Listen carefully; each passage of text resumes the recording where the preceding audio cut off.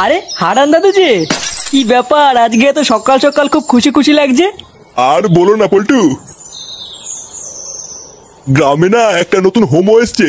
আমাকে একটু আগে রাস্তায় ডেকে বললো 10 টাকা দাও হ্যান্ডেল মেরে দেবো।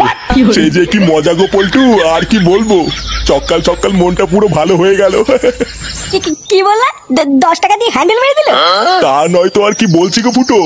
তোমরা কিন্তু আবার এইসব কথা কাউকে বলো না, ঠিক আছে? না না দাদু, আমরা কাউকে বলবো না। লেওরা তুমি কাউকে বলো না। আচ্ছা আচ্ছা, ঠিক আছে ঠিক আছে।